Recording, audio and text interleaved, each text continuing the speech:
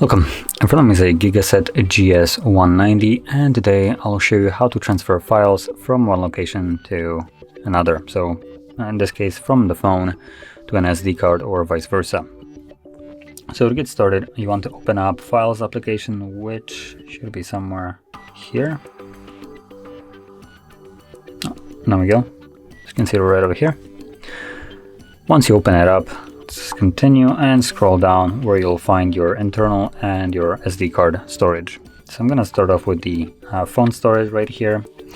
And as you can see, there's a bunch of folders, but to be honest, there's only like 2 or 3 folders that are worth mentioning, which that would be DCIM folder, which contains pictures, videos captured with the device.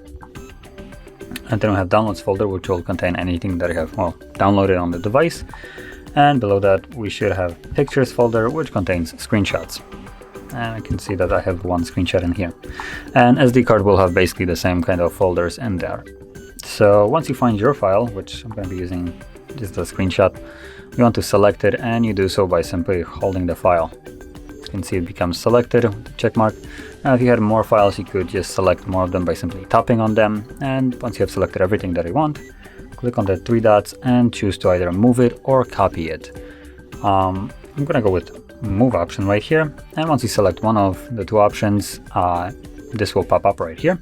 So you can choose if you want to move it somewhere else on the phone storage or move it to a completely different storage like SD card, which is what I'm going to select, SD card.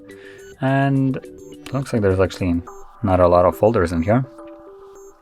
So I can drop it anywhere in the storage right here. I can create a new folder if I wanted to, but honestly, I'm not going to be bothering with it. So I'm just going to click move here, and that's going to drop it straight to the SD card.